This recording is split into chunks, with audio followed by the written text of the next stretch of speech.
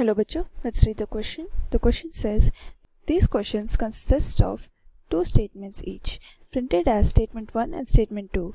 While answering these questions, you are required to choose any one of the following four responses. Statement 1. According to second law of thermodynamics, heat cannot flow from a body at low temperature to a body at high temperature on its own. Statement 2. Efficiency of a real engine cannot be 100%. Option A. Both statement 1 and 2 are correct. Option B. Both statement 1 and 2 are incorrect. Option C. Statement 1 is correct and statement 2 is incorrect. Option D. Statement 1 is incorrect and statement 2 is correct. हमारे यहाँ पे जो की concept होगा वो है second law of thermodynamics.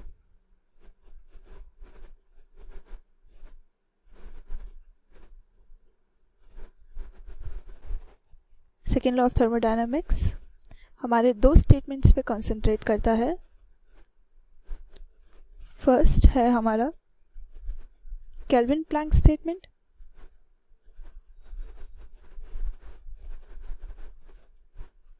और दूसरा है हमारा क्लॉसियस स्टेटमेंट.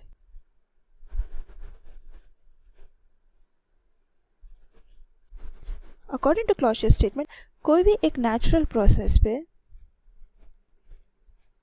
अगर एक बॉडी हो A और एक बॉडी हो B, जिधर बॉडी A का टेम्परेचर TA है और बॉडी B का टेम्परेचर TB है और TA is less than TB, तो heat transfer TA to TB नहीं हो पाएगा. हीट ट्रांसफ़र हमेशा from high temperature to low temperature possible है. Therefore, हमारा जो स्टेटमेंट फर्स्ट है, according to second law of thermodynamics, heat cannot flow from body at low temperature to a body at high temperature on its own. On its own मतलब एक natural process में ये possible नहीं है. It is true. तो हमारा statement 1 correct हो जाता है.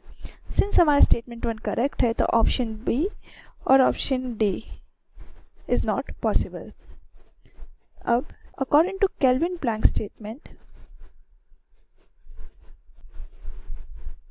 जो हीट है वो कम्प्लीटली 100% वर्क में कन्वर्ट नहीं हो सकता है.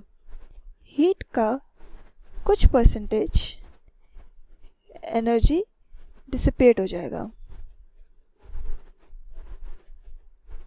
तो जो conversion of heat to work होगा ऑलवेज लेस देन 100% होगा. Therefore, कोई भी रियल इंजन की एफिशिएंसी 100% नहीं होगी क्योंकि सम एनर्जी डेसिपेट हो जाएगा